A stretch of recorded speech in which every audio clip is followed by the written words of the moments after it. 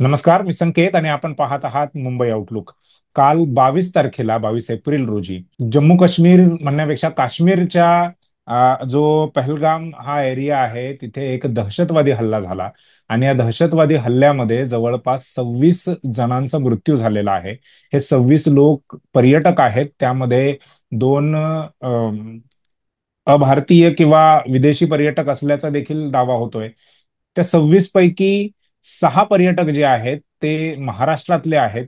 पुणे, पनवेल आणि ठाणे, विशेषतः डोंबिवलीतले 3 पर्यटक आहेत, त्यांचा मृत्यू झालेला आहे. 20 पेक्षा जास्त जण जे आहेत ते जखमी झालेले आहेत. त्यांच्यावरती जम्मू काश्मीरच्या वेगवेगळ्या रुग्णालयांमध्ये, हॉस्पिटल्समध्ये उपचार सुरू आहेत. जे डेथ झालेले आहेत त्यांची डेड बॉडी मुंबई आणि दिल्लीला आणण्याचं काम जे आहे ते श्रीनगरमधून सरकार करत आहे. केंद्रीय गृहमंत्री अमित शहा हे देखील काश्मीरमध्ये पोहोचलेले आहेत. त्यांनी मृतांना अभिवादन केलंय, श्रद्धांजली वाहिलेली आहे आणि संपूर्णच एकंदरीत जगभरातून जो आहे तो या हल्ल्याचा, या दहशतवादी हल्ल्याचा निषेध व्यक्त केला जातोय. अगदी अमेरिकेचे राष्ट्राध्यक्ष डोनाल्ड ट्रम्प असतील, रशियाचे व्लादिमीर पुतीन असतील, युरोपियन युनियनचे जे नेते आहेत त्यांनी देखील या हल्ल्याचा निषेध केलेला आहे. आणि पुन्हा एकदा जगासमोर या हल्ल्यामुळे दहशतवाद ही एक मोठी समस्या बनत चाललेली आहे, ती अजूनही संपलेली नाहीये. ह्या दहशतवादी हल्ल्यामागे नेमकं कोण आहे, कशासाठी हे दहशतवादी हल्ले होतात, याला जबाबदार कोण आहे, म्हणजे प्रशासनाकडून, भारतीय प्रशासनाचा जर विचार केला, इंडियन आर्मीचा किंवा इंडियन जे सुरक्षा दल आहेत त्यांचा जर विचार केला तर कुठे आपण कमी पडतोय, काय कमतरता आहेत. आपण मागे फेब्रुवारी 2019 मध्ये पुलवामाचा हल्ला बघितलेला आहे. त्यामध्ये आपले 40 पेक्षा जास्त जवान जे आहेत ते शहीद झाले होते. तर हे जे सततचे हल्ले होत आहेत, या हल्ल्याला जबाबदार कोण आहे, आपण कुठे कमी पडतोय, कोणत्या बाबतीमध्ये सतर्कता वाढवली पाहिजे नागरिक म्हणून देखील, या सर्व गोष्टी वरती चर्चा करण्यासाठी आज आपल्यासोबत डॉक्टर सतीश ढगे सर आहेत. त्यांची ओळख म्हणजे ते मोटिवेशनल स्पीकर तर आहेतच, परंतु त्या व्यतिरिक्त ते इंडियन आर्मीचे एक मोठे अधिकारी म्हणून रिटायर झालेले आहेत. लेफ्टनंट कर्नल म्हणून त्यांनी काम बघितलेलं आहे. त्यामुळे अशा जबाबदार आणि उच्च पदस्थ अधिकाऱ्यांकडूनच आपण ही माहिती घेणार आहोत, त्यांच्याशी चर्चा करणार आहोत. या हल्ल्यामागे नेमकी कारणं काय आहेत, त्यांच्या कार्यकाळामध्ये देखील कदाचित असे हल्ले झाले असतील, त्यावेळी त्यांनी काय केलं, कशा पद्धतीने त्यांनी ते हाताळलं, हँडल केलं, ह्या सगळ्या गोष्टींवरती आपण चर्चा करणार आहोत. सर्वात आधी डॉक्टर ढगे सरांचं मी मुंबई आउटलुकमध्ये स्वागत करतो. स्वागत आहे सर. आणि सुरुवातीलाच मी तुमचा आभार देखील व्यक्त करतो की तुम्ही आम्हाला वेळ दिलात इतक्या महत्वाच्या विषयावरती आमच्याशी बोलण्यासाठी. पहिला प्रश्न आहे तुम्हाला की दहशतवादी हल्ला झालाय, पाकिस्तानकडून म्हणजे भारताकडून असं सांगितलं जातं की पाकिस्तान याला जबाबदार आहे, पाकिस्तानकडून असं सांगितलं जातं की या हल्ल्याशी आमचा कोणताही संबंध नाही. या आधीही असे आरोप प्रत्यारोप झालेले आहेत. काय खरंच या प्रकारच्या दहशतवादी हल्ल्यांमध्ये पाकिस्तानी सैनिक किंवा पाकिस्तानकडून ट्रेन केलेली लोक असतात, की हा केवळ एक आरोप आणि प्रत्यारोपाचाच भाग आहे? संकेत, सुरुवातीलाच तुम्ही खूप छान प्रश्न विचारला आणि माझ्या मते मेनस्ट्रीम मध्ये जे डिस्कस होत नाहीत असे काही मुद्दे आपण आपल्या चर्चेमध्ये आणतोय. बरोबर, नक्कीच आता सर. आता हा पहिला मुद्दा तुम्ही जो काढला की भारत जो आहे पाकिस्तानवर आरोप करतो आणि पाकिस्तान म्हणतो की आमचा त्यात काही संबंध त्यात नाही. बरोबर. दोन तीन महत्वाच्या गोष्टी आपल्याला लक्षात घ्याव्या लागतील. आतापर्यंत आपल्याजवळ जे इनपुट्स आलेले आहेत त्याच्यानुसार ऑलरेडी जे आहेत इंटेलिजन्स एजन्सीच्या माध्यमातून 4 जणांचे फोटोग्राफ आलेले आहेत, त्यांच्या नावासहित आणि त्यांच्या माहितीसहित आपल्या समोर आहेत. गुरी नावाचा आहे एक, जो आहे आसिफ शेख नावाचा आहे एक, ताला नावाचा आहे. या 4 अतिरेक्यांची जी आहेत नावं त्यांच्या फोटो सहित त्या ठिकाणी आलेले आहेत.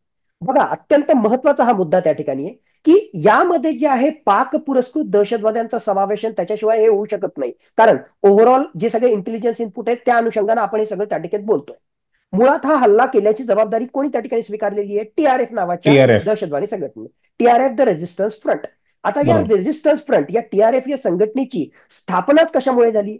5 ऑगस्ट 2019 ज्यावेळेस आर्टिकल 370 आपण काढून टाकलं आणि एक प्रकारे केंद्र सरकारच्या अखत्यारीत जम्मू काश्मीर आला आणि त्या अनुषंगानं आता फक्त जम्मू काश्मीर मधलेच नाही तर बाहेरचे लोक त्या ठिकाणी येऊ शकतील, जागा घेऊ शकतील, बिझनेस सेटअप करू शकतील, कामासाठी येऊ शकतील, असा हा सगळा प्रकार होता. आणि त्याच्या माध्यमातून 2019 ते 2025 पर्यंत नक्कीच आपण जे आहे पर्यटकांची संख्या आणि ओव्हरऑलच जम्मू बरोबर. काश्मीरचा विकास जो आहे 5 वर्षामध्ये झालेला आपण त्या ठिकाणी पाहिला. ऑक्टोबर 2019 मध्ये या टीआरएफ संघटनेची त्या ठिकाणी स्थापना करण्यात आली ती यासाठी की अशा प्रकारचा कायदा म्हणजे 370 हटवल्यानंतर आता जे आहेत बाहेरचे लोक जम्मू काश्मीरमध्ये येतील आणि या बाहेरच्या लोकांमध्ये मुळे जे आहे एक प्रकारे जम्मू काश्मीरचा डेमोग्राफिक चेंज म्हणजे तिथल्या मुस्लिमांना खतरा निर्माण होईल अशा प्रकारची भीती त्यांनी सामान्य लोकांमध्ये निर्माण केली आणि त्याच्या विरुद्ध आपला लढा म्हणून त्यांनी या टीआरएफ या दहशतवादी संघटनेची स्थापना केली. 2019 ते 2025 पर्यंत मूळचे तिथले काश्मीरी पंडित असणारे जे बाहेर होते ते ज्यावेळेस काश्मीरमध्ये परत यायला लागले त्यावर जे आहेत या टीआरएफनं हल्ले केले. त्या ठिकाणी काम करण्यासाठी जे मायग्रंट लेबरर्स येतात तर त्यांच्यावर जे आहे यांनी हल्ले केले आणि आता पुढचा टप्पा म्हणजे जे तुमची अर्थव्यवस्था उभारण्यासाठी एन्जॉयमेंट करण्यासाठी काश्मीरच्या खोऱ्यामध्ये येत आहेत तिथला शिकारा चालवणारा असेल तिथला जो आहे टुरिस्ट गाईड असेल या पर्यटकांच्या भारताबाहेरच्या पर्यटकांमुळे तुमच्या अर्थव्यवस्थेला उभारी मिळते तुमच्या पोटाला जे आहेत दोन पैसे त्या ठिकाणी मिळतील अशा प्रकारची सगळी गोष्ट त्या ठिकाणी होत असताना या पर्यटकांवर हल्ला करण्याचं काम या टीआरएफनं केलेलं आहे. आता या टीआरएफनं जे आहे मुळात याची स्थापना का झाली एलईटी जी संस्था आहे लष्कर ए तैयबा जी पाक पुरस्कृत दहशतवादी संघटना त्या ठिकाणी 2018 मध्ये भारताच्या दबावामुळे फायनान्शियल ऍक्शन टास्क फोर्स या संस्थेच्या माध्यमातून आपण पाकिस्तानला एक प्रकारे टेररिस्ट फायनान्सिंग विरुद्ध कारवाई करण्यासाठी भाग पाडलं आणि त्याच्यामुळे एलईटी असेल त्याचबरोबर वेगवेगळ्या प्रकारच्या पाक पुरस्कृत दहशतवादी संघटना ज्या असतील त्यांच्यावर बंधनं आली. मग दहशतवादी कारवाई तर त्यांना करायच्या आहेत मग त्यांनी बरोबर. काय केलं एलईटीचाच नवीन ऑफशूट त्या ठिकाणी तयार केला ज्याचं नाव होतं टीआरएफ. म्हणजे टीआरएफ. टीआरएफ जो आहे हा एलईटीचाच एक भाग आहे आणि लोकल मिलिटंट्स काश्मीरमधले बरेचसे मिलिटंट्स त्या ठिकाणी त्याचबरोबर पाकिस्तानचा सुद्धा सपोर्ट आहे. आता इथपर्यंत माहिती जी आपल्या समोर आहे आता मी खऱ्या अर्थानं जो आहे पुढचा मुद्दा या ठिकाणी सांगतो. 26/11 ज्यावेळेस हल्ला झाला त्यावेळेस तो अजमल अमीर कसाब जिवंत पकडला गेला त्याची आपल्याला जबानी मिळाली आणि त्याच्या अनुषंगाने सगळे प्रूफ मिळाले म्हणून आपल्याला सांगता आलं की डायरेक्टली पाकिस्तानच्या लष्कराचा आणि पाकिस्तानच्या ISIचा 26/11 मध्ये कशा प्रकारे हात आहे. समजा जर बरोबर. अजमल अमीर कसाब जिवंत पकडला गेला नसता तर टिपिकली आतापर्यंत पाकिस्ताननं जे केलं तेच त्यांनी केलं असतं. त्यावेळेस सुद्धा त्यांनी सरळ सरळ म्हटलं असतं की बाबा तुमचे जे असंतुष्ट एलिमेंट्स आहेत तुमच्यामधलेच काही जे आहेत मुस्लिम असतील किंवा बाकी मायनॉरिटीज आहेत त्यांनी जे आहे असंतोषापोटी काय वेगवेगळ्या प्रकारच्या संघटना निर्माण केलेल्या आहेत आणि त्या संघटनांनी हा केलेला हल्ला केलेला आहे लोकल मिलिटंट ऑर्गनायझेशनचा हल्ला आहे आमचं त्याच्याशी काहीच देणं घेणं नाही. एक्झॅक्टली तीच री आता 2025 मध्ये जे आहे पाकिस्तान एक्झॅक्टली तीच री त्या ठिकाणी ओढतोय. त्यांच्या डिफेन्स मिनिस्टरचं स्टेटमेंट त्या ठिकाणी पहा तो म्हणतोय आमचं याच्याशी काहीच देणं घेणं नाही.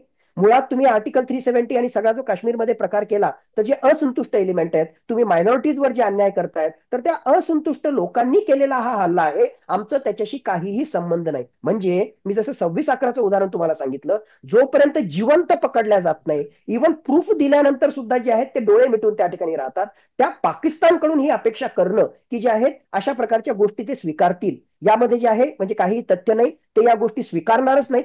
पण एवढे प्रूफ आहेत आणि हे काही एकदा होत नाहीये. मागच्या 1990च्या दशकापासून आतापर्यंत कित्येक हल्ले केले कित्येक प्रूफ आम्ही त्या ठिकाणी दिले तरी सुद्धा जे आहे पाकिस्तान म्हणतो आमचा त्याच्याशी संबंध आहे. त्यामुळे पाकिस्तानच्या म्हणण्याला काही अर्थ नाही. आपले इंटेल इनपुट जे प्रूफ त्या ठिकाणी समोर येत आहेत ज्या प्रकारची मोडस ऑपरेंडी आहे ज्या प्रकारचं टीआरएफचं काम आहे हे सगळे डॉट जर आपण त्या ठिकाणी जोडले तर स्पष्टपणे त्या ठिकाणी दिसतंय की पाकचाच यामध्ये हात आहे. ट्रेंड अशा प्रकारचे हे टेररिस्ट आहेत वेगवेगळ्या प्रकारचे लेटेस्ट वेपन्स यांनी वापरलेले आहेत आणि एक अजेंडा ध्यानाशी घेऊन anti Hindu anti India agenda ध्यानात घेऊन त्यांनी असा जो आहे अत्यंत घृणास्पद अशा प्रकारचा हल्ला निहत्ते निशस्त्र लोकांसमोर किंवा लोकांविरुद्ध त्यांनी पहलगाममध्ये केलेला आहे. दुसरा तुम्ही दोन गोष्टी यामध्ये म्हणालात एक तर इंटेलिजन्सचा जे इनपुट्स आहेत ते आणि दुसरा आर्टिकल 370 हटवल्यानंतर जी काश्मीरमध्ये पर्यटकांची संख्या वाढली. मी माझ्या प्रेक्षकांना हे सांगू इच्छितो की 2024चा जर आकडा तुम्ही बघितला तर केवळ 2024 या एका वर्षामध्ये जम्मू काश्मीरमध्ये 35 लाखांहून अधिक पर्यटक जे आहेत त्यांनी व्हिजिट केलेली आहेत. म्हणजे मोठ्या प्रमाणामध्ये तिथे जम्मू काश्मीरमध्ये आधीच कुठलंही इंडस्ट्रीयल डेव्हलपमेंट किंवा अशा पद्धतीचं काही नाही आहे. त्यामुळे तिथला रोजगार जो आहे तो केवळ आणि केवळ पर्यटनावरतीच चालतोय. आणि त्यातल्या त्यात 2024 या एकाच वर्षामध्ये 35 लाखांहून अधिक लोकांनी तिथे व्हिजिट केलेले. त्यामुळे तिथे आर्थिक उन्नती जी आहे तिथल्या लोकांची तिथे साधता येते, याबद्दल कुठल्याही प्रकारचं दुमत नाही. दुसरा मुद्दा तुम्ही जो मांडलात, आयबी म्हणजे इंटेलिजन्स, त्याच्यामध्ये मग आयबी आहे, त्याच्यामध्ये रॉ आहे. जर मी चुकत नसलो तर मला करेक्ट करा. तर ह्या ज्या संस्था आहेत भारत सरकारच्या, ह्या संस्था हल्ला होण्यापूर्वी इनपुट्स का देत नाहीत? हल्ला झाल्यानंतर मग आमच्याकडे हे पुरावे आहेत, मग आम्ही हे पाकिस्तानी आहेत किंवा हे दहशतवादी आहेत, अशा पद्धतीचं का हे केलं जातं? हल्ला होण्यापूर्वी जर इनपुट्स मिळाले तर ते रोखण्यामध्ये, म्हणजे अगदी 26/11चा तुम्ही उल्लेख केला, त्यावेळी पण असं समोर आलं होतं की इनपुट्स अगोदर होते, दिरंगाई झाली. म्हणजे कुठे अडतंय काय? कुठे कमी पडतोय आपण? आपण कमी पडलो म्हणूनच हा हल्ला त्या ठिकाणी झाला. मी एक साधारण समजण्यासाठी जे नेहमी हे उदाहरण देत असतो, की हम्म, चोर जो आहे तो 100दा प्रयत्न करतो, बरोबर. 99 वेळेस जो आहे तो त्या ठिकाणी यशस्वी होत यशस्वी नव्हता. होतो. कारण त्या ठिकाणी हम्म. पोलीस जो हम्म. आहे तो सतर्क असतो म्हणून तो बरोबर. यशस्वी होत नाही. बरोबर, एकच अगदी वेळ बरोबर. असते ज्यावेळेस हम्म. पोलीस कमी पडतो आणि तो त्या ठिकाणी जो आहे चोरी करतो. गाफील तशाच राहतो. प्रकारे हम्म. एक्झॅक्टली हम्म. त्याच हम्म. प्रकारे या हम्म. सगळ्या परिस्थितीमध्ये जे आहे कुठेतरी आपण कमी पडलो. कुठे कमी पडलो? मी म्हणतो 3 फ्रंटवर कमी पडलो. एक, बर. Intelligence failure. मी त्या मुद्द्यावर येतो जो प्रश्न तुम्ही त्या ठिकाणी विचारला. दुसरी गोष्ट जी आहे, लोकल पोलीस. म्हणजे खऱ्या अर्थानं यामध्ये एक महत्वाची चूक जर कोणाकडून झाली असेल तर जम्मू काश्मीरचं लोकल पोलीस, जम्मू काश्मीर पोलीसची चूक झालेली आहे. आणि काही अंशी बडबोलेपणा, काही अंशी मी म्हणेल की प्री मॅच्युअरली आपल्या गृहमंत्र्यांनी स्टेटमेंट करणं की आता जे आहे जम्मू काश्मीर मधला दहशतवाद हा ऑलमोस्ट संपलेलाच आहे, संपलेला आहे. शेवटच्या घटका त्या ठिकाणी मोजतोय, अशा प्रकारचं राजकीय विधान करणं, प्री मॅच्युअर स्टेटमेंट करणं, काही अंशी ते पण जे घाईचं झालं. आता एक एक मुद्द्यावर येतो. बर. Intelligence failure. नक्कीच जी माहिती त्या ठिकाणी आलेली आहे की इंटेलिजन्स इनपुट हे त्या ठिकाणी देण्यात आले होते, पण ते कसे इनपुट होते? Generalise intelligence input. येस, दहशतवाद्यांचा हल्ला त्या ठिकाणी होऊ शकतो. होऊ काही शकतो. जे आहेत हॉटेलला त्या ठिकाणी टार्गेट केलं जातं, याला आपण म्हणू जनरलाइज इंटेलिजन्स इनपुट. खऱ्या अर्थानं ऑन ग्राउंड जे सिक्युरिटी फोर्सेस असतात, त्या ऑन ग्राउंड सिक्युरिटी फोर्सेसला जर ऍक्शन करायची असेल तर जो एक टेक्निकल वर्ड आम्ही यूज करतो त्याला आम्ही म्हणतो ऍक्शनेबल इंटेलिजन्स इनपुट्स. म्हणजे जे आहे जर एक्झॅक्टली. एक्झॅक्टली तुम्ही जर ते त्या ठिकाणी जे आहे की मोठी तौर पर केव्हा होणार आहे, कुठल्या एरियामध्ये होणार आहे, साधारणतः किती अतिरेकी किती प्रमाणामध्ये त्या ठिकाणी आहेत, एक मोठी तौर पर अशा प्रकारचं ऍक्शनेबल इंटेलिजन्स इनपुट दिलं तरच ऑन ग्राउंड ऑन फील्ड ज्या सिक्युरिटी एजन्सीज आहेत त्यांना त्या ठिकाणी काम करता येईल. दुर्दैवानं या सिच्युएशनमध्ये, या केसमध्ये ऍक्शनेबल इंटेलिजन्स इनपुट नव्हतं, जनरलाइज अशा प्रकारचं इंटेलिजन्स होतं. पण इंटेलिजन्स फेल्युअर आहे का? द आन्सर इज येस, कारण ऍक्शनेबल इंटेलिजन्स इनपुट मिळालं नाही. दुसरं त्याहून महत्वाचं फेल्युअर माझ्या मते जम्मू काश्मीर पोलीसचं. लक्षात घ्या, जम्मू आणि काश्मीरमध्ये भारतीय फौज पण काम करते, त्या ठिकाणी सीआरपीएफच्या बटालियन्स पण त्या ठिकाणी आहेत आणि त्याचबरोबर जम्मू काश्मीर पोलीस सुद्धा त्या ठिकाणी आहेत. 3 टायर मध्ये हे काम करतात. म्हणजे काय? पहिला जो स्तर असतो, मुख्यतः जम्मू काश्मीर पोलीसची, राज्य पोलिसाची जी आहे ही प्राथमिक जबाबदारी आहे तिथल्या लॉ अँड ऑर्डर, मुख्यतः कायदा सुव्यवस्थाशी संबंधित परिस्थिती हाताळण्याची प्रायमरी रिस्पॉन्सिबिलिटी ही तिथल्या लोकल पोलीसची आहे. त्याच्या वरचा स्तर जो आहे CAPF, central armed police forces, म्हणजे सीआरपीएफच्या बटालियन त्या ठिकाणी जे आहे. आणि तिसरा स्तर जो आहे मुख्यतः एलओसी मध्ये, त्याचबरोबर वेगवेगळ्या ठिकाणी जिथे सेन्सिटिव्ह सिच्युएशन त्या ठिकाणी आहे तिथे आर्मी जी आहे ते डायरेक्टली त्या ठिकाणी इन्व्हॉल्ड आहे. म्हणून जम्मू काश्मीरमध्ये काहीही झालं तर याचा अर्थ जे आहे कुठेतरी आर्मी कमी पडली, याला जे आहे अर्थ नाहीये. कारण मी जसं सांगितलं त्या वेगवेगळ्या ठिकाणी हे त्या ठिकाणी डिप्लॉइड आहेत. आता हे जे लोकेशन आहे पहलगाम, हे टुरिस्ट लोकेशन आहे. त्या ठिकाणी जे आहेत हजारो, आणि आपण एप्रिल महिन्यामध्ये आहोत, ज्या ठिकाणी हजारो लाखोंच्या संख्येनं पर्यटक त्या ठिकाणी येत आहेत. येत ही असतात. सिटी आहे, त्या ठिकाणी हॉटेल्स आहेत. मग हे सगळं असताना जम्मू काश्मीर पोलीसची प्रायमरी रिस्पॉन्सिबिलिटी आहे त्यांच्या सिक्युरिटीच्या पॉईंट ऑफ व्ह्यूनं पूर्ण काळजी त्या ठिकाणी घेणं. हजारो लोक येत आहेत, याचा अर्थ प्रॉपरली त्या ठिकाणी चेकिंग करणं, त्या प्रॉपरली त्या ठिकाणी जे आहे सिक्युरिटी ग्रीड मजबूत करणं, ही पूर्ण रिस्पॉन्सिबिलिटी जम्मू काश्मीर पोलीसची होती. दुर्दैवानं माझ्या मते या ठिकाणी ते कुठेतरी गाफील राहिले, आणि ते गाफील राहिल्यामुळेच हे सगळे जे अतिरेकी होते, it was a pre planned attack. ते फक्त आले आणि 2-4 गोळ्या मारल्या आणि काही लोकांना नाही. मारलं, हे नक्कीच माहित झालेलं नाही. माहिती तर अशी पण आहे की अगोदर त्यांनी रेखी केली आणि मग हा जो आहे तो अटॅक केलेला आहे. एक्झॅक्टली. मग रेकीमध्ये जे आहेत छोटे छोटे बारकावे पाहिले जातात की कुठल्या ठिकाणी करायचे, किती लोक येतात, केव्हा बरोबर. येतात, यांची चेकिंग कशी होते. मग त्यांनी हम्म, त्या ठिकाणी पाहिलं असणार की जे आहे कुठे सिक्युरिटी लॅप्सेस आहेत, म्हणजे कुठे हम्म, चेकिंग होत नाही. त्याहून हम्म, महत्वाचं हम्म. त्यांनी हेही पाहिलं असेल की या ठिकाणचे सगळे जे सिक्युरिटी फोर्सेसचे जवान आहेत, या ठिकाणी समजा आपण सिक्युरिटी फोर्सेसशी संबंधित किंवा आर्मीशी संबंधित युनिफॉर्म घालून आलो तर कोणी कोणाला ओळखत नाही, आणि या ठिकाणी जे आहे बिनधास्तपणे कोणालाही आर्मीच्या युनिफॉर्म मध्ये तिथे येता येतं आणि कुठेही त्या ठिकाणी जाता येतं. म्हणजे या सगळ्या गोष्टींची माहिती, या सगळ्या गोष्टींचा अभ्यास, सगळ्या गोष्टींची रेकी यांनी बरोबर केली. केली त्यालाच होती. मी म्हणतो की प्लॅन पद्धतीने केलं. म्हणजे इथे बरोबर. कुठेतरी जम्मू काश्मीर पोलीस त्या ठिकाणी चुकलं, आणि हम्म, राजकीय विधानाच्या पॉईंट ऑफ व्ह्यू थोडंसं मी अमित हम्म. शहाविषयी जे बोललो ते सुद्धा आपल्याला लक्षात घ्यावं लागेल की कुठेतरी प्रीमॅच्युअर अशा प्रकारचं स्टेटमेंट त्यांनी त्या ठिकाणी दिलं. म्हणजे एकूणच पाहता लॅक ऑफ ऍक्शनेबल इंटेलिजन्स इनपुट, बरोबर. लोकल पोलीस जे आहे ते लोकल पोलीस कुठेतरी त्या ठिकाणी कमी पडणं, आणि थोडंसं राजकीय जे आहे त्या ठिकाणी अँगल, या 3 अँगलने जे आहे कुठेतरी आपण कमी पडलो, म्हणूनच अशा प्रकारचा हल्ला होऊ शकला. हे हे तीन कमी जे आहेत तुम्ही जे आता सांगितल्या, तर त्या केवळ या हल्ल्यापुरत्या आहेत की याच्या आधी जे हल्ले झाले त्याच्यामध्ये देखील अशाच प्रकारच्या कमतरता राहिलेल्या आहेत?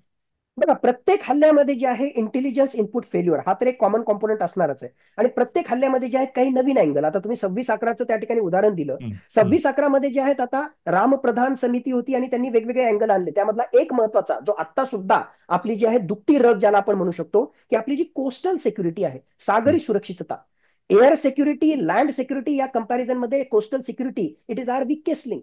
ओके. दुर्दैवानं मुंबई पोलीस आपण जे आहे जोरदारपणे मुंबई पोलीसच्या याच्यात हे करतो, पण 26/11 जे आहे किती मोठं फेल्युअर होतं इन हम्म, टर्म्स ऑफ हम्म. Intelligence, in terms of tackling that. म्हणजे हे वेगवेगळे सगळे अँगल येतात. पण बरोबर. एक गोष्ट मात्र नक्की की इंटेलिजन्स फेल्युअर, एक गोष्ट मात्र नक्की की जे आहे गाफील राहणं, एक गोष्ट हम्म. मात्र नक्की की सिक्युरिटी म्हणजे फक्त पोलीसचं किंवा सिक्युरिटी फोर्सेसच काम. मी बिझनेसमॅन असेल, मी दुसरा कुठला काही म्हणजे सामान्य नागरिक आहे त्यां सामान्य नागरिक असेल, तर मी जे आहे म्हणजे ही माझी जबाबदारी नाही, किंवा मी हम्म, ऍक्टिव्हली हम्म, प्रोऍक्टिव्हली काही करावं, अशी जी हम्म, आहे जबाबदारी हम्म, बऱ्याच वेळेस घेताना हम्म, लोक दिसत नाहीत. आणि याच सगळं जे आहे म्हणजे हेच सगळ्या गोष्टी कन्सिडर करून या हम्म. दहशतवाद्यांचं किंवा या अँटी नॅशनल एलिमेंट्सचं फावतं.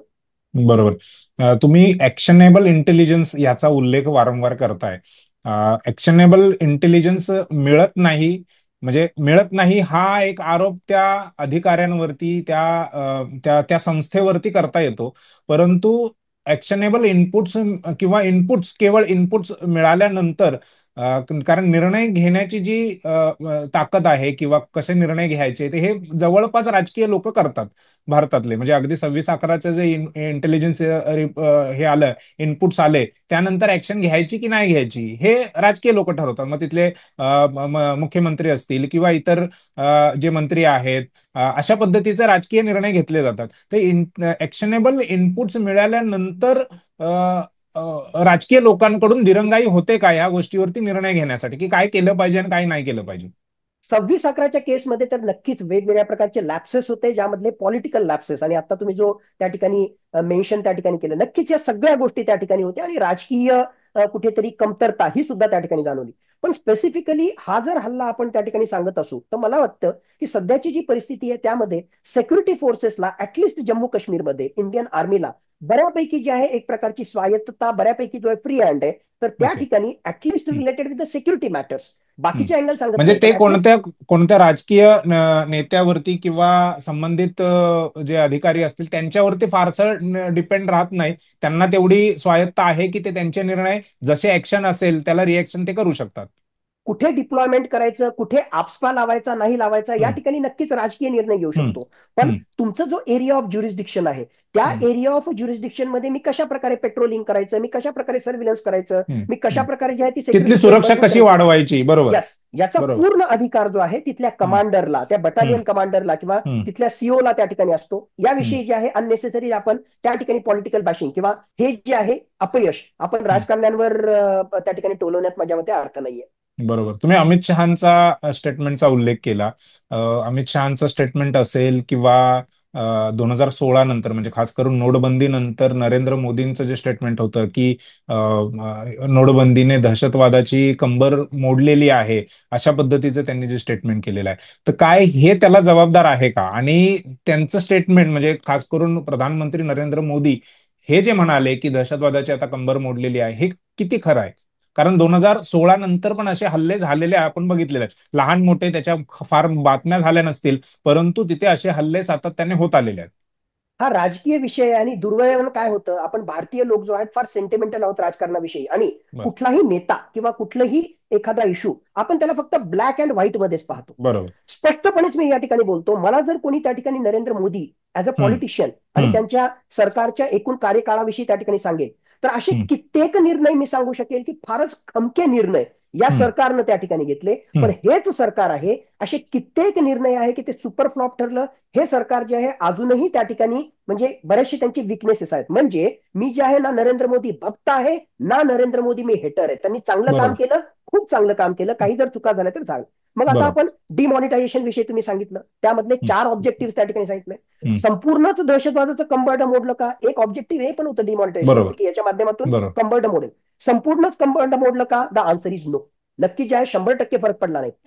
ब्लॅक मनीला काही अंशी त्या ठिकाणी आळा बसल्यामुळे आणि त्याच्यानंतर त्याच्या अनुषंगानं बाकीही काही मेजर्स घेतल्यामुळे काही अंशी जे आहे दहशतवादाला मिळवणारा जो वित्त पुरवठा आहे त्याला जे आहे आडकाठी नक्कीच बसली. पण याचा अर्थ हा कायदा केला, डिमॉनिटायझेशन केलं म्हणजे आता जे आहे दहशतवाद्यांना पैसाच मिळणार नाही किंवा त्यांचं जे आहे पूर्ण कंबरड हम्म. मोडलं, हम्म. अशा प्रकारचं कोणी विधान जर करत असेल तर माझ्या मते ते राजकीय विधान आहे, त्याच्यात तथ्य कमी आहे. पण याचा अर्थ असाही नाही की हम्म. डिमॉनिटायझेशनचा दहशतवादाविरुद्ध काही त्या ठिकाणी उपयोग झाला नाही, ही गोष्ट. बर. अमित बरोबर. शहाचा रेफरन्स मी त्या ठिकाणी याच्यासाठी दिला होता कारण अमित शहा गृहमंत्री आहेत आणि त्यांनी जे आहे मागच्या काही काळामध्ये तिथे याच्यात सांगितलं होतं की मार्च 2026 पर्यंत जे आहे नक्षलवादाचा समूळ नायनाट आम्ही त्या ठिकाणी करू. त्याला तथ्य आहे का? कारण ऑन ग्राउंड तशा प्रकारचे बदल तुम्हाला दिसत आहेत.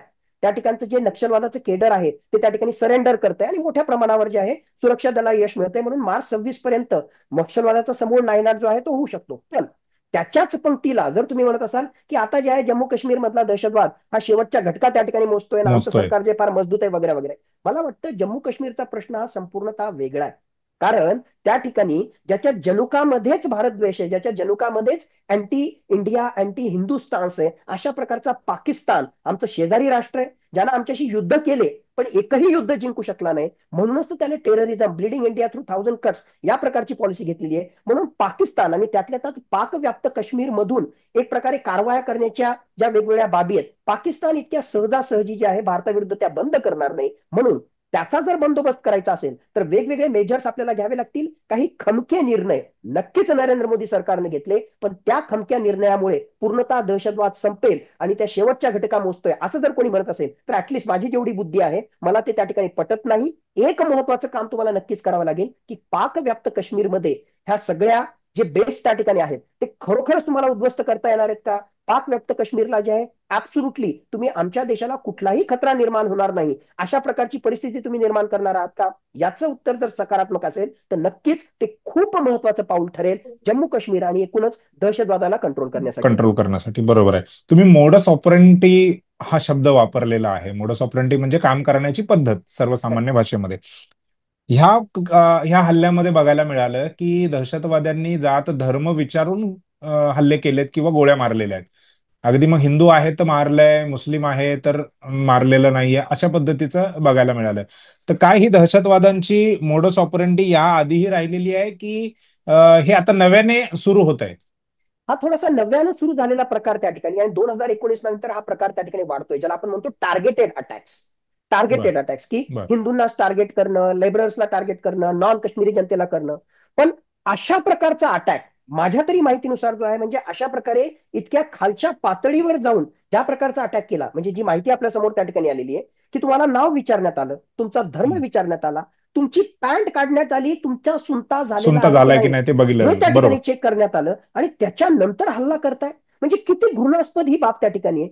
त्या लेवलपर्यंत उतरून आणि इतकी जर तुमच्या मनामध्ये हिंदू धर्मियांविषयी नॉन मुस्लिम विषयी जर घृणा त्या ठिकाणी असेल आणि त्याच्या अँगलनं त्या मेंटॅलिटी मधून जर तुम्ही हल्ला करत असाल तर अशी मेंटॅलिटी असणारे जे जे तत्व असतील आपल्या देशामध्ये आणि देशाच्या बाहेर त्यांना ठेचून काढल्याशिवाय दुसरा पर्याय नाही. मी स्पष्टच त्या ठिकाणी बोलतो, हे तत्व ही मेंटॅलिटी याचा मी उल्लेख त्या ठिकाणी केला. ऑफकोर्स हे जे आहे इस्लामिक एक्स्ट्रीमिस्ट ऑर्गनायझेशनने हे सगळं कर्तृत्व त्या ठिकाणी किंवा हे सगळं काम त्या ठिकाणी याच्यात केलेलं आहे. पण याचा अर्थ असा बिलकुल नाहीये की भारतामधला प्रत्येक मुस्लिम या आयडिओलॉजीला, या मेंटॅलिटीला, या विचारसरणीला असंच करायला पाहिजे याला सपोर्ट करतो. मला बिलकुल तसं वाटत नाही. बर. भारताचं एक विशेष महत्व असं आहे की डायव्हर्सिटी असल्यामुळे धार्मिक विविधता असल्यामुळे आमच्याकडे जे आहेत इतक्या वर्ष जे बाकीच्या देशांमध्ये पाहायला मिळत नाही. पाकिस्तानचं उदाहरण घ्या, बांगलादेशचं उदाहरण घ्या, तिथल्या मायनॉरिटीजवर ते अन्याय करतात. पण आमच्याकडे जो आहे तसा प्रकार नाही. गुन्ह्या गोविंदानं भारतामध्ये जे आहेत वेगवेगळ्या धर्माचे लोक त्या ठिकाणी राहतात आणि सगळेच लोक जे आहेत या प्रकारच्या एक्स्ट्रीमिस्ट आयडिओलॉजीला, या प्रकारच्या मेंटॅलिटीला मानत नाहीत.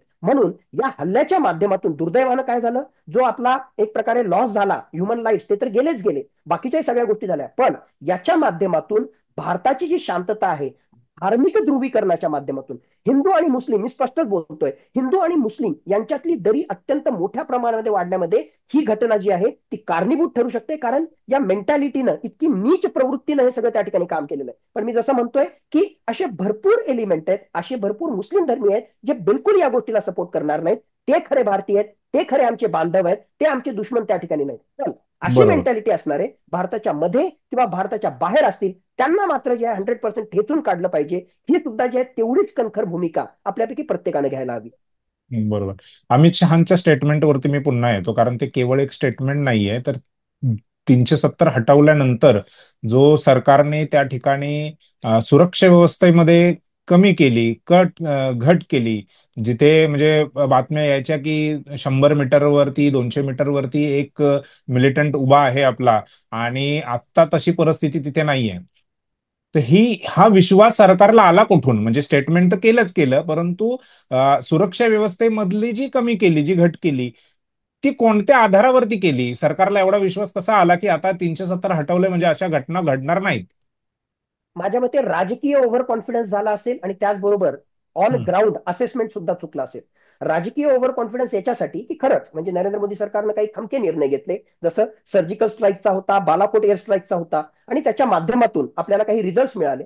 आणि बहुतेक सरकारला त्या ठिकाणी वाटलं असेल की आता आम्ही हा मेसेज दिला आणि त्याच्या अनुषंगानं तिथली परिस्थिती सुधारते आणि आता पुन्हा एक मोठा हल्ला करण्याची हिंमत अशा प्रकारच्या एक्स्ट्रीमिस्ट ऑर्गनायझेशन्स किंवा पाकिस्तानमधून असं होणार नाही. माझ्या मते हा अति आत्मविश्वास जो आहे कुठेतरी नडला, आणि म्हणूनच जे आहे तशी विधानं येणं किंवा त्याच्या अनुषंगानं राजकीय निर्णय घेणं, एक गोष्ट. दुसरी गोष्ट, ऑन ग्राउंड असेसमेंट त्या ठिकाणी चुकलं. कारण इंटेलिजन्स इनपुट जरी वर करणी आपण राजकीय विधान काही करत असू किंवा काही अंशी आपल्याला हम्म. वादळापूर्वाची शांतता त्या ठिकाणी दिसतही असू, असं हम्म. जरी दिसत असलं तरी जे आहे जे इंटरनल इनपुट्स आहेत, ऑन ग्राउंड इनपुट्स आहेत, ते अत्यंत महत्वाचे असतात आणि त्याच्या बरोबर. आधारावरच सुरक्षिततेशी संबंधित निर्णय घ्यावे लागतात.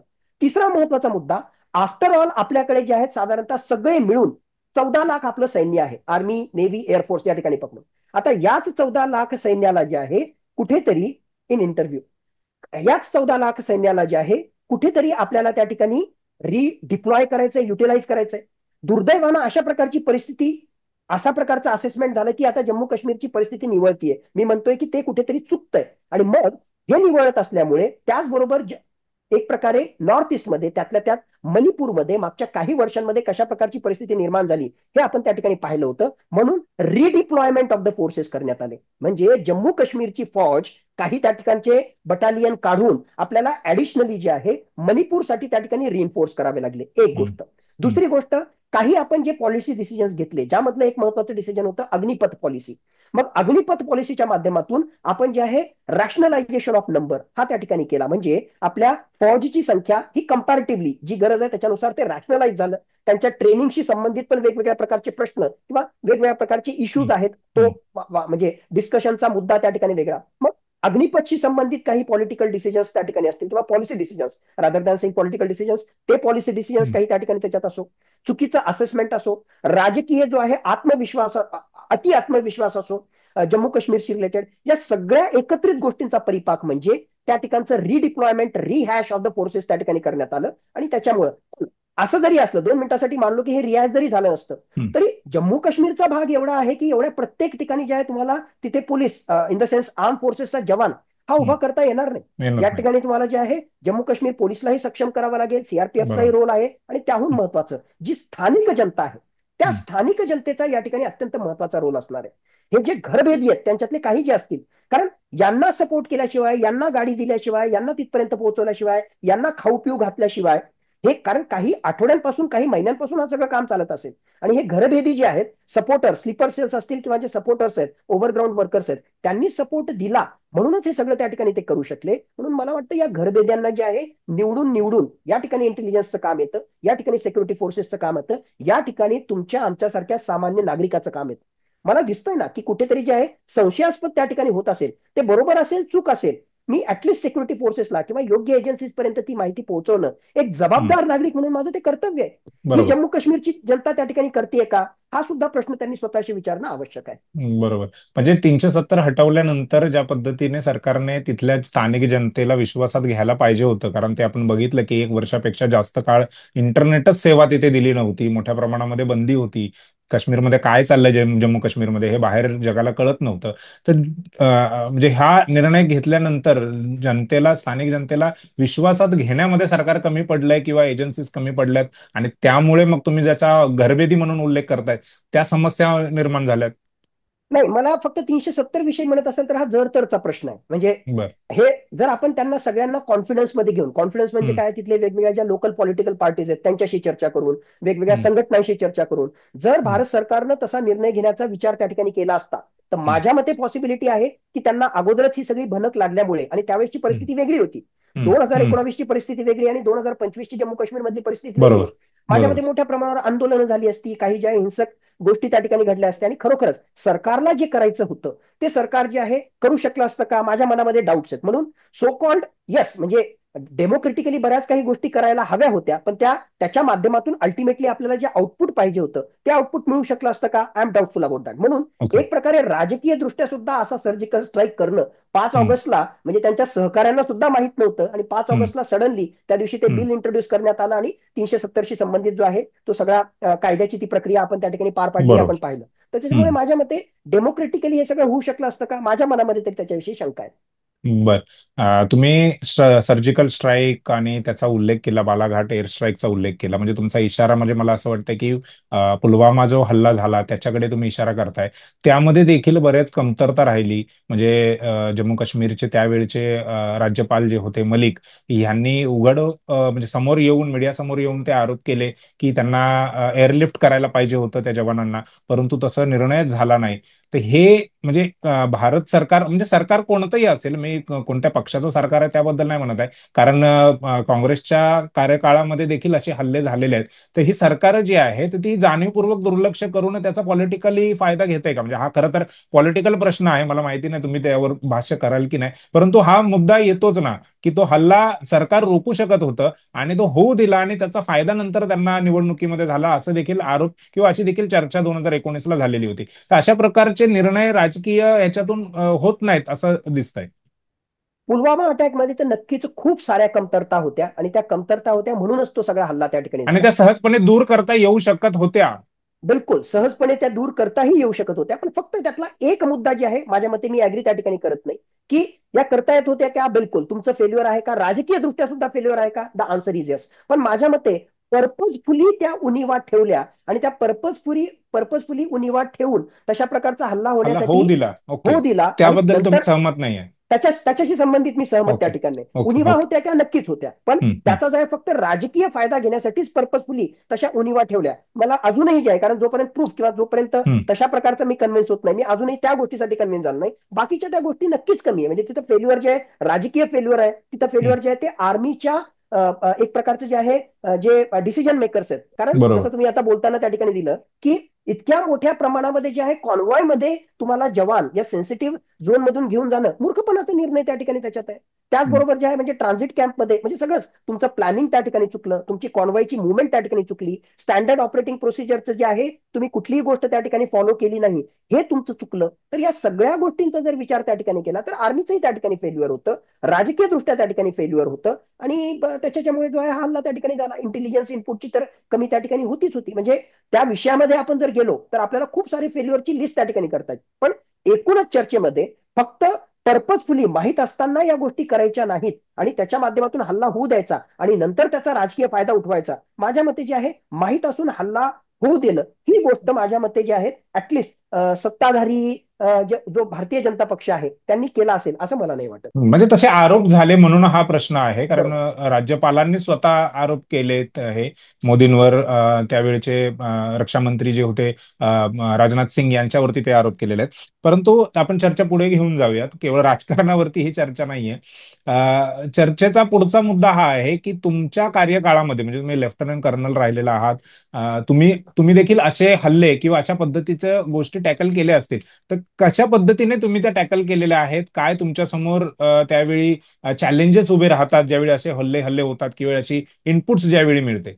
लकीली म्हणजे आय वॉज प्रिव्हिलेज की मला जम्मू काश्मीरमध्ये म्हणजे जो दहशतग्रस्त अशा प्रकारचा जम्मू काश्मीरचा एरिया जो आहे तिथेही मला सर्व त्या ठिकाणी करता आलं. नक्षलग्रस्त अशा प्रकारच्या झारखंडमध्येही मला सर्व करता आलं आणि Indo China okay. बॉर्डरमध्ये Arunachal Pradesh आसाममध्ये त्या ठिकाणी सर्व करता आलं. हम्म, हम्म, 2005 ते साधारणतः 2008-2009 पर्यंत मी जम्मू काश्मीरमध्ये त्या ठिकाणी होतो आणि 2008 मध्ये एक दहशतवादी हल्ला झाला होता अशाच प्रकारे, म्हणजे आर्मी फटीग मध्ये आर्मीचा हम्म, युनिफॉर्म घालून त्या ठिकाणी अखनूर सेक्टर मधून ते त्या ठिकाणी घुसले होते आणि हम्म, पहाटे 4:30च्या आसपास हा सगळा हल्ला झाला. आणि मग त्या हल्ल्यानंतर साधारणतः 36 तास ते अँटी टेररिस्ट ऑपरेशन त्या ठिकाणी चाललं.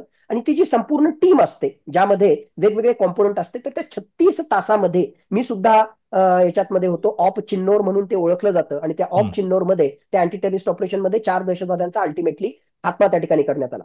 प्रत्येक सिच्युएशनची जे आहेत वेगळे अनुभव असतात, वेगळ्या लर्निंग त्या ठिकाणी असतात आणि वेगळ्या प्रकारे त्याला आपल्याला हँडल करावं लागतं. त्यातल्या काही 2-3 महत्वाच्या गोष्टी आता त्याला, कारण तेवढा आपल्याजवळ वेळ नाही किंवा तेवढ्या डिटेलमध्ये आपण हम्म, जाऊ हम्म, शकणार नाही. हम्म. पण जसं मी पुन्हा पुन्हा त्या ठिकाणी म्हणतोय की नाव या एक्स्ट्रीमिस्ट इस्लामिस्ट ऑर्गनायझेशन या इस्लामच्या नावानं आम्ही तुमच्यासाठी करतोय असं त्या ठिकाणी दाखवत आहे. त्या उदाहरणामध्ये सुद्धा जे 2008चं मी उदाहरण देतोय, आर्मीचा युनिफॉर्म घालून ते त्या ठिकाणी घुसले, आर्मीच्या जवानांवर त्यांनी गोळीबार केला, त्यामध्ये काहींचा जो आहे मृत्यूही त्या ठिकाणी झाला. आणि नंतर ज्यावेळेस ते पळून गेले आणि त्यांना ज्यावेळेस फॉलो केलं, एका मस्जिदीमध्ये ते लपून बसले.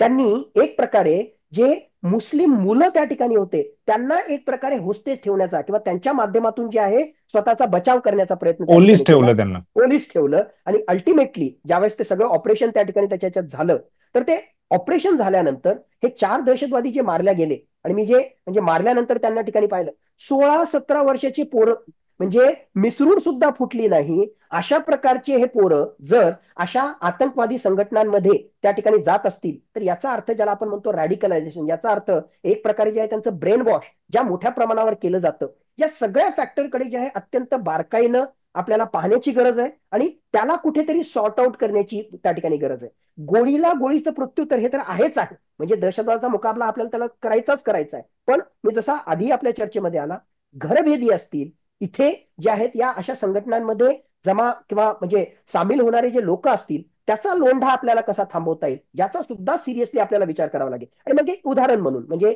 सरकारने जे आहेत हम्म, काही गोष्टी चांगल्या केल्या, जसं फॉर एक्झाम्पल युथ म्हणजे एनर्जी, मग या एनर्जीला चॅनलाइज करण्यासाठी वेगवेगळ्या प्रकारच्या स्पोर्ट्स ऍक्टिव्हिटीज असतील किंवा भारत सरकारच्या लष्करानं जम्मू काश्मीरमध्ये आम्ही त्याला ऑप सद्भावना म्हणतो, ऑपरेशन सद्भावना, that is okay. Winning hearts and minds of people. हम्म, त्याच्या हम्म, अनुषंगाने वेगवेगळे कार्यक्रम त्या ठिकाणी केले जातात. हेल्थशी संबंधित असतील, एज्युकेशनशी संबंधित असतील, स्पोर्ट्सशी संबंधित असतील. म्हणजे तिथे आलेली जी आर्मी आहे ती आमचा शत्रू नाहीये, ते आमच्यासाठी आलेले आहेत. आणि ते जे आहेत तेच 2 पायाचे 2 हाताचे असे माणूस आहेत, ते जे आहेत त्यांच्यामध्ये सुद्धा हृदय आहे. हे जे आहेत अशा प्रकारची नजदिकी आपण ज्याला म्हणतो, अशा प्रकारच्या कार्यक्रमांमधून तो विश्वास तिथल्या सामान्य जनतेमध्ये सुद्धा त्या ठिकाणी निर्माण होतो.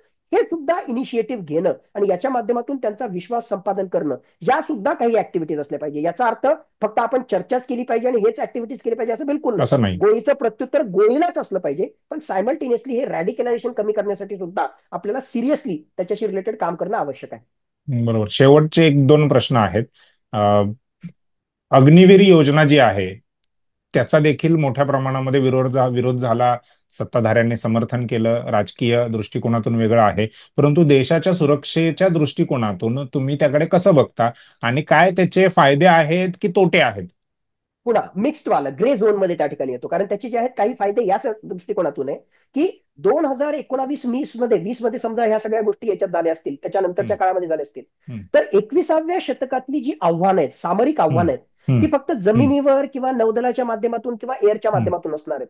हम्म, तांत्रिक दृष्ट्या सुद्धा आव्हानं त्या ठिकाणी असणार आहेत. म्हणून 7वी पास, 8वी पास, 10वी पास आमचा सोल्जर हा त्या ठिकाणी कामाचा नसणार आहे. ऑफकोर्स लढाई तर त्याला करायचीच आहे, पण आम्हाला काहीतरी टेक्निकली कॉम्पिटंट म्हणजे IIT झालेले, काही जे आहेत BSc झालेले असे सुद्धा जवान त्या ठिकाणी पाहिजे. आणि मग त्या अनुषंगानं अग्निपथ स्कीम मध्ये आणि हा त्याच्या हा. अग्निपथ स्कीम आणि त्याच्या अग्निपथ. माध्यमातून अग्निवीर जे आहेत, या अग्निवीर मध्ये अशा प्रकारे काही कॉम्पिटंट लोक असणं आणि त्याच्या अनुषंगानं बदल करणं हे त्या ठिकाणी जे आहे स्वागतार्ह त्या ठिकाणी आहे. पण याच्यातले काही दोन महत्वाचे मुद्दे जे निगेटिव्ह आहेत. एक गोष्ट, सामान्यतः जो सोल्जर असतो, तो सोल्जर जो आहे एकदम खडतर अशा ट्रेनिंग मधून तो जातो. 16-17 बरोबर. वर्षाचं हे पोर असतं, जो सिव्हिलियन असतो, तो हम्म. ज्यावेळेस आर्मीच्या या सगळ्या तालमीतून निघतो, साधारणतः 2 ते 2.5 वर्षाच्या खडतर प्रशिक्षणामधून निघतो, त्यावेळेस जो तो खंबीर होतो हातामध्ये बंदूक घेण्यासाठी आणि देशाचं रक्षण करण्यासाठी. बरोबर. आतापर्यंत ती सगळी पद्धती होती. तुम्ही काय केलं?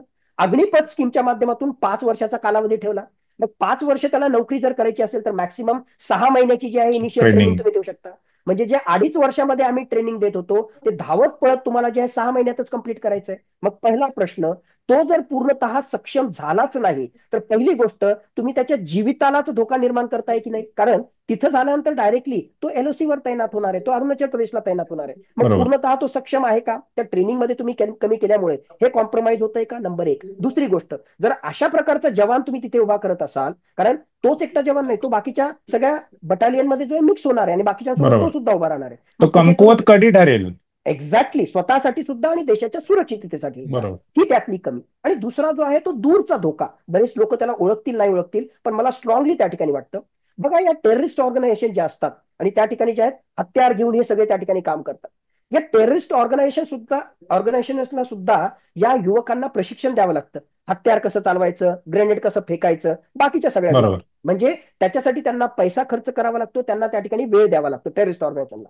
अब मान लो त्या ठिकाणी जे एखादा अग्निवीर आहे, ज्याला 5 वर्षासाठीच तुम्ही त्या ठिकाणी ठेवलं, फक्त 25% जणांना जे आहे तुम्ही पुढे नोकरीमध्ये कंटिन्यू करणार आहात, बाकीच्या लोकांना जे आहे तुम्ही घरी पाठवणार आहात. मग त्या बाकीच्या वेगवेगळ्या संस्थांमध्ये किंवा ऑर्गनायझेशनमध्ये सुद्धा तुम्ही त्यांना ऍसिमिलेट करून घ्या. पण बरोबर. जर 100 पैकी 25 लोकच पुढे जाणार असतील आणि 75 लोकांसमोर, आणि जसं मी सांगितलं 16-17 वर्षाचं हे पोरग आहे जे अग्निवीर म्हणून त्या ठिकाणी जात आहे, 22व्या वर्षी, 23व्या वर्षी, 24व्या वर्षी जर ते घरी वापस येत असेल, 24व्या वर्षी तर जे आहे बाकीच्या आमचे त्याच्या मित्रांचं करिअरही सुरू होत नाही आणि बरोबर. त्याचं करिअर त्यावेळी हा संपलं, रिटायर्ड होतो.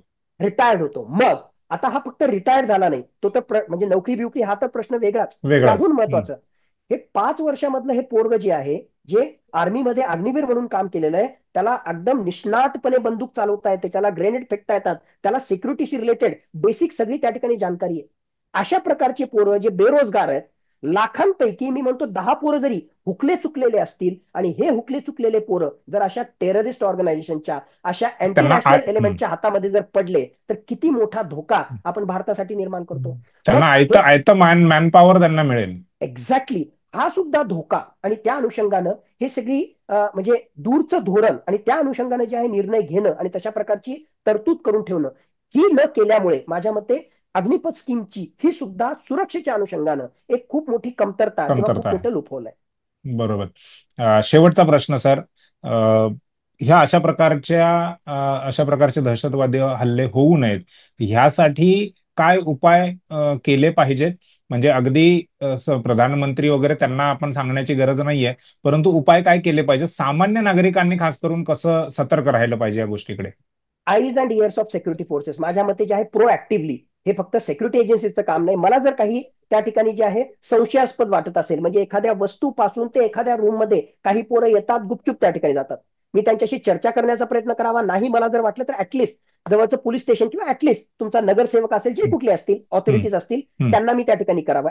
प्रोऍक्टिव्ह राहावं. झाल्यानंतर, बरोबर. हल्ला झाल्यानंतरच असं करायला पाहिजे होतं, तसं करायला पाहिजे होतं, हे म्हणण्याचा अर्थ नाही. एक. बरोबर. दुसरा, त्याहून महत्वाचा माझ्या मते, अशा प्रकारचे हल्ले जर आता हे करायचे असतील, इनफ इज इनफ. खऱ्या अर्थानं 1990 पासून खूप काही भोगलं, खूप काही भाषणं ऐकले, खूप काही भाषणं त्या ठिकाणी दिले. खऱ्या अर्थानं हे वेळोवेळी होणारे हल्ले जर त्या ठिकाणी आता थांबवायचे असतील, तर भारताच्या हद्दीमध्ये असेल किंवा भारताच्या बाहेर असेल, पाकव्याप्त काश्मीरमध्ये असेल, आम्ही जे आहे खमक्या नेतृत्वाच्या माध्यमातून, राजकीय इच्छाशक्तीच्या माध्यमातून त्या पाकव्याप्त काश्मीरमध्ये सुद्धा घुसलो पाहिजे.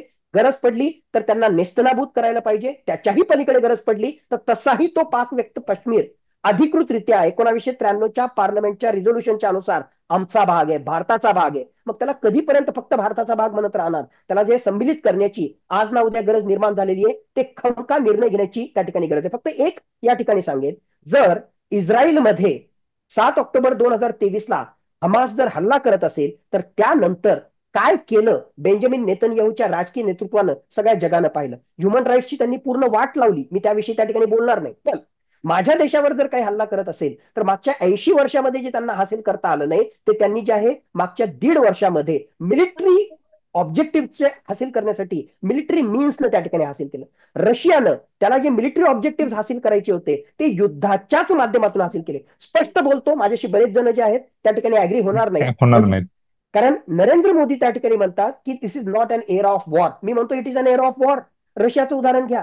त्या रशियाला जे आहे 1991 पासून युक्रेनला तो भाग त्या ठिकाणी जिंकता आला नव्हता. मागच्या 3 वर्षामध्ये मिलिटरी मीन्सच्या माध्यमातूनच, युद्धाच्या माध्यमातूनच त्याने युक्रेनचा 20% भाग जिंकून घेतलेला आहे. मिलिटरी ऑब्जेक्टिव्ह साध्य केलेले आहेत.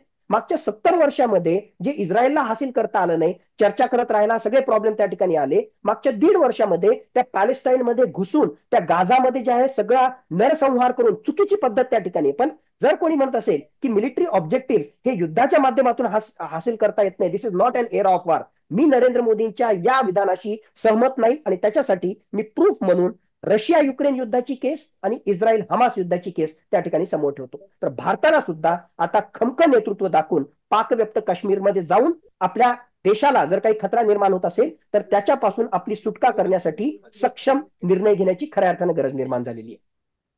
खरं तर मी शेवटचा प्रश्न म्हणून तुम्हाला हा विचारला होता, परंतु ह्या चर्चेमध्ये आणखीन एक प्रश्न निर्माण झालाय माझ्या मनात आणि मला असं वाटतं तो अर्धवट सोडणं हे योग्य होणार नाही. आपण पाकव्याप्त पाकिस्तानने अतिक्रमण केलेलं आहे, त्याला युद्धाने उत्तर दिलं पाहिजे, ह्या सगळ्या गोष्टी बोलतो. परंतु चीनकडून जे अतिक्रमण होत आहे, खास करून अरुणाचल प्रदेश या भागामध्ये कितीतरी लाख चौरस किलोमीटर जमीन चीनने घेतलेली आहे. चीनवरती हल्ला करणं किंवा चीनशी युद्ध करणं हे होत नाही. म्हणजे अगदी राजकीय भाषेमध्ये जर बोलायचं झालं तर विरोधक असं म्हणतात नरेंद्र मोदींना की नरेंद्र मोदी हे फक्त पाकिस्तानलाच त्यांचे लाल डोळे दाखवू शकतं, चीनला लाल डोळे दाखवू शकत नाही. मग असं का होतं? म्हणजे पाकिस्तान कमजोर आहे म्हणून त्याच्यावरती आपण हल्ला करायचं म्हणतो आणि चीनला आपण हा बाबा ये आमच्या राज्यामध्ये, आमच्या देशामध्ये घे आमची जमीन, असं सोडून का देतो मग? चीन हा खूप कॉम्प्लेक्स प्रश्न आहे. म्हणजे जर चीन आपल्या हद्दीत घुसत असेल, तर आज घडीला जे आहे ऑफकोर्स म्हणजे त्याचा प्रतिकार करणं, त्यांच्या विरुद्ध जे आहे युद्धाची गरज पडली तर युद्ध सुद्धा करणं, हे जे आहे त्या ठिकाणी करावं लागणार. पण we are in a defensive position. चीनचा जर मुकाबला करायचा असेल, तर हा मुकाबला फक्त सैनिकांमध्ये नाहीये, हा फक्त आर्म फोर्सेसमध्ये नाहीये. एक कन्सेप्ट आहे ज्याला आपण म्हणतो CNP, कॉम्प्रिहेन्सिव्ह नॅशनल पार्क. चीन जो आहे 21व्या शतकामध्ये, तुम्ही जमीन, हवाई आणि नौदल हे तर सोडूनच द्या, there are 7 domains of warfare. त्यामध्ये सायबर सिक्युरिटी आहे, त्यामध्ये इलेक्ट्रोमॅग्नेटिक वॉरफेअर आहे, त्यामध्ये जे आहे स्पेस वॉरफेअर आहे. स्पेस वॉरफेअरमध्ये, इलेक्ट्रोमॅग्नेटिक वॉरफेअरमध्ये, बाकीच्या डोमेन्स ऑफ वॉरफेअरमध्ये चीननं जे आहे खूप घोडदौड केलेली आहे. मग त्या परिस्थितीमध्ये आपण त्याचा मुकाबला करू शकणार आहोत का? त्याचं उत्तर नाहीये. त्याच्यामुळे जोपर्यंत स्वतःला आपण सक्षम करत नाही. दुसरी गोष्ट, गप्पा मोठ्या मोठ्या आपण मारल्या 2020 नंतर. 2020 ते 2025चा डेटा काढा, मागच्याच वर्षीचा डेटा काढा. चीन सोबत एवढे आपले म्हणजे एक संबंध दुरावलेले असताना किंवा सगळी ही अशी परिस्थिती निर्माण झालेली असताना आणि प्रत्येक भारतीयाच्या मनामध्ये जे आहे चीन विरुद्ध आपण कारवाई करावी असं असताना सुद्धा आपण मात्र मोबाईल जो आहे तो चीनचाच घेतो. साधारणतः $100 बिलियन एवढा आपला ट्रेड डेफिसिट आहे. मग जोपर्यंत आपण स्वतःला सक्षम करत नाही, आत्मनिर्भर करत नाही, आपल्या देशामध्ये हत्यार बनवत नाही, स्वतःला बाकी डोमेन्स ऑफ वॉरफेअर मध्ये मजबूत करत नाही, तोपर्यंत स्वतःहून चीन विरुद्ध कारवाई करण्याची जी आहे माझ्या मते गरज नाही. बाकीचे वेगवेगळे मीन्स असतात, डिप्लोमॅटिक मीन्स असतात, इन्फॉर्मेशन वॉरफेअर, बाकीच्या बऱ्याचशा गोष्टी आहेत, त्याच्या माध्यमातून आपण जे आहे चीनला कंट्रोल ठेवू शकतो. पाकिस्तानची जी आहे ती दुखती नस आहे. म्हणजे एक तर सेंटिमेंटल विषय आणि त्याहून महत्वाचं, रेग्युलरली अशा प्रकारचे टेररिस्ट अटॅक हे पाक व्याप्त काश्मीर मधून होत आहेत. मला पाकिस्तान या देशाशी परसे प्रॉब्लेम नाहीये, पण प्रॉब्लेम कुठला आहे? पाक व्याप्त काश्मीरचा वापर करून तिथले जे टेररिस्ट बेसेस आहेत, त्या टेररिस्ट बेसेसच्या माध्यमातून कंटिन्युअसली आमच्यासाठी जे आहेत वेगवेगळ्या प्रकारचे प्रॉब्लेम निर्माण होतात. म्हणून ते जे प्रॉब्लेमॅटिक झोन आहे, त्या प्रॉब्लेमॅटिक झोनला दूर करण्याचा प्रयत्न भारत सरकारनं करावा. म्हणून त्या ठिकाणी पाक विरुद्ध जे आहे आपण आणखीन कणखर होऊ शकतो आणि ती क्षमता आपल्या याच्यात आहे. चीन विरुद्ध सुद्धा लढण्याची क्षमता आहे, पण मला वाटतं in a defensive mode, not in offensive mode. बर, धन्यवाद सर. तुम्ही खूप महत्वाचं माहिती आम्हाला दिलीत आणि जे आमचे प्रश्न होते, खास करून माझ्या मनात जे प्रश्न होते, ते प्रश्न मी तुमच्यासमोर मांडले. त्यांचं सविस्तरपणे तुम्ही उत्तर दिलेले आहेत. आणखीनही काही प्रश्न निर्माण झालेलेच आहेत, असं नाहीये की ह्या चर्चेमध्ये सगळ्याच प्रश्नांची उत्तर मिळालेली आहेत. परंतु पुढच्या चर्चेमध्ये आपण पुन्हा भेटूयात आणि नक्कीच तुम्हाला माझ्या मनातले आणखीन जे काही प्रश्न आहेत ते विचारण्याची तुम्ही संधी द्याल, तो वेळ तुम्ही द्याल, ही अपेक्षा ठेवून ही जी चर्चा आहे आपण इथेच थांबवतोय. ढगे सरांचं पुन्हा एकदा आभार व्यक्त करूया की त्यांनी आपल्याला वेळ दिला आणि अत्यंत महत्वाची, अत्यंत सखोल, सविस्तर आणि जी माहिती किंवा जो दृष्टिकोन आपल्याला आतापर्यंत नव्हता मिलिटरी आणि ह्या हल्ल्यांच्या संदर्भातला, तो दृष्टिकोन देण्याचं काम तुम्ही आम्हाला केलं, त्याबद्दल खरंच तुमचं मुंबई आउटलुक कडून मी आभार व्यक्त करतो आणि ही चर्चा आपण इथेच थांबूया. धन्यवाद. धन्यवाद. थँक्यू. धन्यवाद. जय हिंद. थँक